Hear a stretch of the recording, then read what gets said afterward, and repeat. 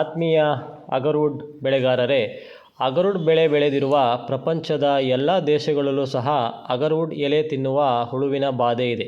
ಇದು ವರ್ಷದಲ್ಲಿ May June ತಿಂಗಳು ಮತ್ತು ಸೆಪ್ಟೆಂಬರ್ ಅಕ್ಟೋಬರ್ ತಿಂಗಳಿನಲ್ಲಿ ಬರುತ್ತದೆ ಹಾಗೂ ಹೆಚ್ಚು ಮಳೆಗಾಲ ಮತ್ತು ಹೆಚ್ಚು ಬೇಸಿಗೆಗಾಲದಲ್ಲಿ ಈ ಹುಳುಗಳು ಕಂಡುಬರುವುದಿಲ್ಲ. ಕಳೆದ ವರ್ಷದಿಂದ ಕೆಲವು ಕಡೆಗಳಲ್ಲಿ ಬೇರೆ ನರ್ಸರಿಯಿಂದ ತಂದ ಗಿಡಗಳಿಂದ ಎಲ್ಲ ಭಾಗದಲ್ಲೂ ಹುಳುಗಳು ಹರಡಿದೆ. ಈ ರೀತಿ ಅಗರ್ವುಡ್ ಮರಗಳ ಎಲೆ ತಿಂದಂತಹ ಸಂದರ್ಭದಲ್ಲಿ ಅದು ಸತ್ತಂತೆ ಭಾಸವಾಗುತ್ತದೆ. ತಾವುಗಳು ಎಲೆಗಳನ್ನು ತಿನ್ನುವುದನ್ನು ಗಮನಿಸಬಹುದು.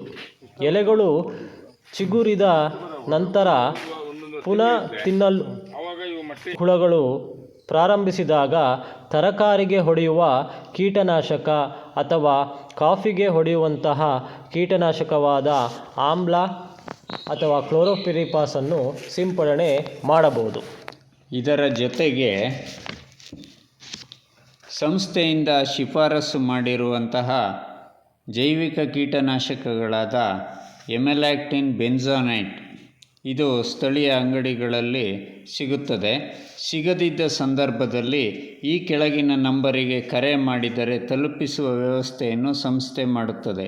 ಇದು ಒಂದು ಡ್ರಮ್ಗೆ 400 ರೂಗಳು ಮಾತ್ರ ಖರ್ಚಾಗುತ್ತದೆ.